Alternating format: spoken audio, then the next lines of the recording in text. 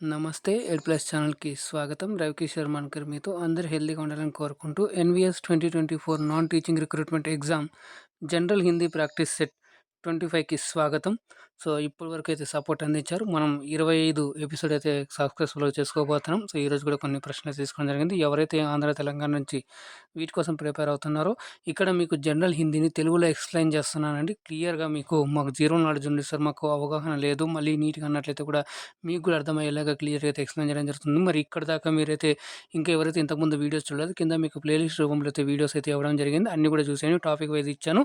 అలాగే ఇక్కడ కొన్ని మనం మల్టిపుల్ టాపిక్స్ నుంచి క్వెషన్స్ అయితే తీసుకోవడం జరిగింది. సో, మీరు ఇలా ప్రాక్టీస్ చేసినట్లయితే మీ యొక్క ఎగ్జామ్ అనేటువంటిది చాలా సక్సెస్‌ఫుల్‌గా మంచి స్కోర్ వచ్చే ఛాన్స్ ఉంది. ఎందుకంటే ఇక్కడ మనకు కొన్ని పోస్టుల్లో జనరల్ హిందీ 10 మార్క్స్, కొన్నిట్లో 15 మార్క్స్‌కి, కొన్నిట్లో ఇక్కడ ఎంటీఎస్ తీసుకున్నట్లయితే మొత్తంగా మనకు జనరల్ హిందీ 40 మార్క్స్ ఉందండి. సో, ఇలాగా ఈ టైప్‌లో మనం చూసుకున్నట్టయితే హిందీ చాలా కీలకంగా మారబోతుంది కాబట్టి, అందులో నెగెటివ్ మార్కింగ్ ఉంది కాబట్టి, మనం చాలా జాగ్రత్తగా, కేర్‌ఫుల్‌గా చేయాల్సి ఉంటుంది. అందరి రిక్వెస్ట్ మేరకైతే ఇది చేయడం జరిగింది. అలాగే మీరు ఈ జనరల్ హిందీ ఏదైతే ప్రాక్టీస్ సెట్స్ ఇంకా మాకు ఎక్కువ క్వెషన్స్ కావాలి సార్, ఎక్కువ సెట్స్ కావాలన్నట్లయితే మీరు ఈఎంఆర్ఎస్ 2023 జనరల్ హిందీ అనేటువంటిది ఏదైతే ఉందో అది కూడా మీరు ప్రాక్టీస్ చేయొచ్చండి.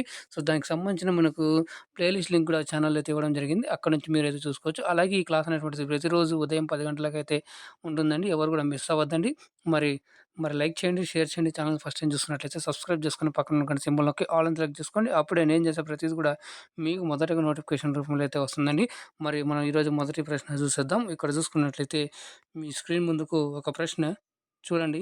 ఇస్మే కౌన్ సా శబ్ద్ సమూహవాచక్ ప్రత్యయ్ నహీ హై? సమూహవాచక్ ప్రత్యయ్ అంటే ఏదైతే ప్రత్యయ్ అన్నామో, ప్రత్యయ్ అంటే మనం ఏమనుకున్నాం సఫిక్సెస్ కానిది అన్నాడు. నహీ హై ఇందులో ఒకటి మాత్రం సమూహవాచక్. సమూహవాచక్ అంటే మరి సమూహాన్ని సూచించేటువంటి ప్రత్యయ్.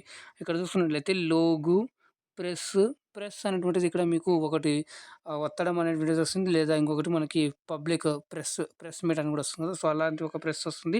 ఇక్కడ చూసుకున్నట్లయితే వర్గ్ అంటే కూడా సమూహం కిందకే వస్తుందండి. సో, మరి గన్ అంటే కూడా మరి ఇది కూడా ఒక సమూహం కిందకే వస్తుంది. మరి కేవలం మనకు ఆప్షన్ బి అనేటువంటిది ఇక్కడ కరెక్ట్ అవుతుంది.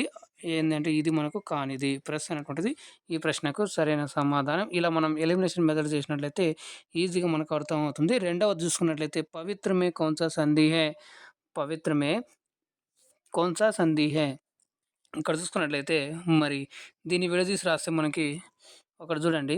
మీకు నేను రాసి చూపిస్తాను. పో ప్లస్ ఇత్ర్ అని చూసుకున్నట్లయితే ఈడ పో ప్లస్ ఇత్ర్ ఇది చూసినట్లయితే మీకు రిజల్ట్ వచ్చేసి పవిత్ర్ అనేటువంటిది వస్తుంది. ఎందుకు సార్ అంటే ఇక్కడ మనకు ఆవ్ అనేటువంటిది వస్తుంది. రైట్. ఆవ్ ఇలాగ వచ్చినట్లయితే మనకు నెక్స్ట్ ఐ అని వచ్చినట్లయితే ఇవి మనకి అయాది సంధిలో వస్తాయి. సో, మన ఆప్షన్ వచ్చేసి option A is the right answer అవుతుంది. అయాది సంధి అనేటువంటిది ఈ ప్రశ్నకు సరైన సమాధానం.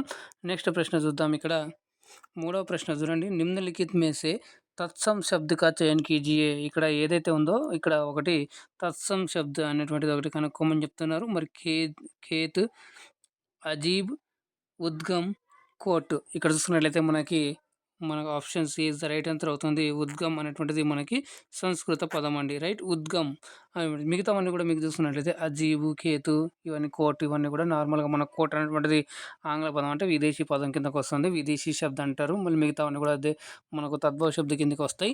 నెక్స్ట్ ప్రశ్న చూడండి. 4వ ప్రశ్న పాఠశాల కిస్ ప్రకార్ కా శబ్ద్ హై? ఈ పాఠశాల అనేటువంటిది ఏ దానికి సంబంధించిన శబ్దము అని చూస్తున్నట్లయితే రూడు, యోగ్ రూడు, యౌగిక్ కోయి నహి.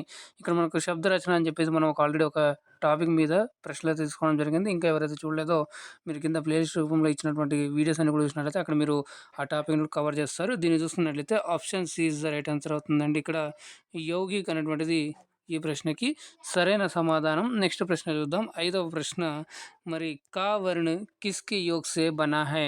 ఈ కా అనేటువంటిది ఉంది కదా! మనం కా అంటున్నాం కదా! మరి దీన్ని చూసుకున్నట్లయితే ఏ దాని నుంచి ఉత్పన్నమైనట్లని చూస్తున్నట్లయితే మనకు option B is the right answer అవుతుందండి. ఇక్కడ చూడండి. క్ మామూలుగా ఇలా ఉందనుకోండి. ఇది కు ఉంది. దీన్ని ఏమంటారంటే హలంత్ అంటారండి. గుర్తుపెట్టుకోండి మీరు. హిందీలో ఎప్పుడు ఇది చాలా కేర్‌ఫుల్‌గా అడుగుతారు. ఈ పేరుని వచ్చేసి హలంత్ అంటారు. హలంత్ అంటే మీకు తెలుగులో కూడా రాస్తుందండి. సో, హలంత్ అన్నట్లయితే మనకి అది ఒత్తు సగమే ఉన్నట్లు. రైట్. మరి ఇది సగం ఉన్నట్లు. దీన్ని మరి పూర్తి చేయాలి అంటే దీన్ని మనం పూర్తిగా చదవాలంటే ఎప్పుడైతే మనం ఆ జోడిస్తామో, అచ్చు జోడిస్తామో అప్పుడు మనకి ఏమవుతుందంటే ఇది కట్ అయిపోయి మనకు సింపుల్‌గా క అనేటువంటిది ఏర్పడుతుంది. రైట్. ఇలాగ మనమైతే ప్రశ్నని అర్థం చేసుకోవాలి. ఆరో ప్రశ్న చూడండి. ఊష్మ और సంయుక్త్ కిస్‌కే ప్రకార్ హై? మనం స్వర్, వ్యంజన్ గురించి, వర్ణ విచార్ గురించి మనం చూసుకున్నట్లయితే దాంట్లో మనకి ఊష్ము, సంయుక్తు అనేటువంటివి ఉన్నాయి. ఈ వ్యంజన్ కిందకొస్తాయండి. సరైన సమాధానం వచ్చేసి ఆప్షన్ డి ఎవరైతే ఇస్తున్నారో ఎగ్దమ్ కూడా రైట్ అండి. మనకు వ్యంజన్ అనేటువంటిది కరెక్ట్ వస్తుంది. మరి ఈ ఊష్మ వ్యంజను, సంయుక్త వ్యంజన్ ఏంటి ఏంటివి సార్ అన్నట్లయితే ఊష్ము అని చూసుకున్నట్లయితే మనకి ష, ష, స, హ. ఇది మనకు ఏమేమి వస్తుందంటే మనకి ఊష్ము కిందకి వస్తాయి.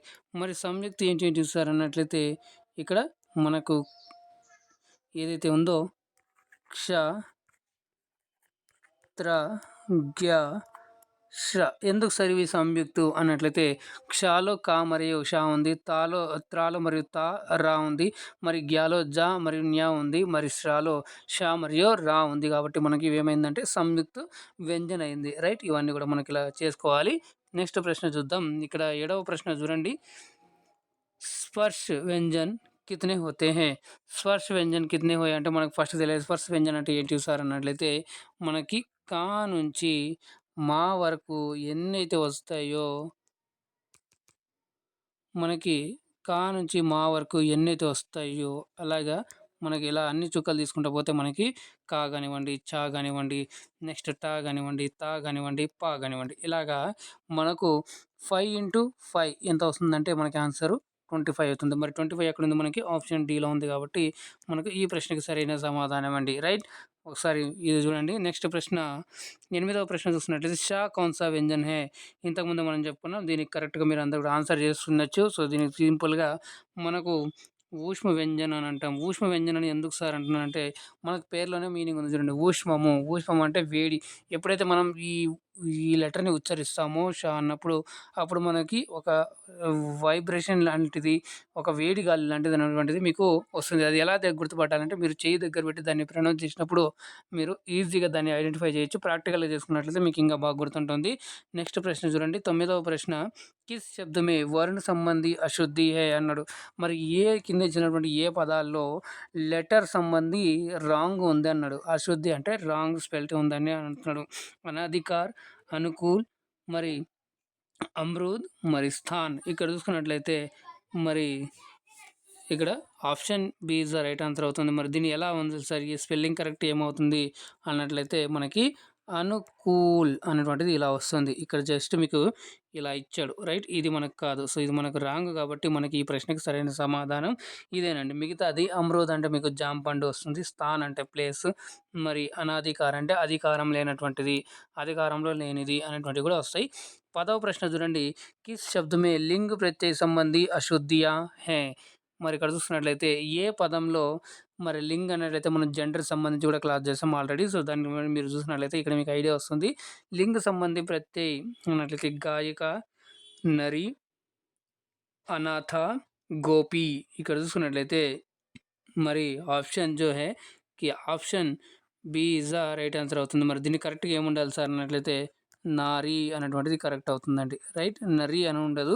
సో, ఇది నారి అనేటువంటిది కరెక్ట్ అవుతుంది. ఇది మనకు కరెక్ట్ అయినప్పుడు మరి ఇక్కడ మనకు లేదు కాబట్టి మనకి ఇది రాంగ్ కాబట్టి ఇక్కడ ఇప్పుడు సంబంధి, ప్రత్యయ సంబంధి అశుద్ధియా హై అన్నాడు. అశుద్ధియా హై అన్నాడంటే ఇది రాంగ్‌గా ఉంది. ఒకటి రాంగ్ అన్నట్లయితే మనకు బి ఉంది కాబట్టి option B is the right answer అవుతుంది. ఇలా మనం ప్రాక్టీస్ చేసినట్లయితే మంచి స్కోర్ తెచ్చుకునే ఆస్కారం ఉంది. మరి మీ కొంత హెల్ప్ అయిందని అనుకుంటున్నాను. లైక్ చేయండి, షేర్ చేయండి. ఛానల్ ఫస్ట్ టైం చూస్తున్నట్లయితే సబ్స్క్రైబ్ చేసుకొని పక్కన ఉన్న గంట సింబల్ నొక్కి ఆల్ అని సెలెక్ట్ చేసుకోండి. అప్పుడే నేను చేసే ప్రతిదీ కూడా మీకు మొదటగా నోటిఫికేషన్ రూపంలో అయితే వస్తుంది. అలాగే ఈ వీడియోపై మీ యొక్క అభిప్రాయము, ఫీడ్‌బ్యాక్, కామెంట్స్ అని కూడా తెలియజేసినట్టే మీకు దీనికి సంబంధించి ఏమైనా డౌట్స్ ఉన్నట్లయితే కామెంట్ చేయండి. నేను తప్పకుండా మీకు రిప్లై ఇస్తాను. మీ యొక్క డౌట్స్ అని కూడా క్లారిఫై చేస్తాను. అలాగే మీరు నన్ను టెలిగ్రామ్, ఫేస్‌బుక్‌లో ఫాలో అవ్వచ్చు. దానికి సంబంధించిన లింక్స్ కింద డిస్క్రిప్షన్ బాక్స్‌లో అయితే ఇచ్చానండి. మరి కలుసుకున్నట్లయితే మనకి move forward with positive vibrations అండి.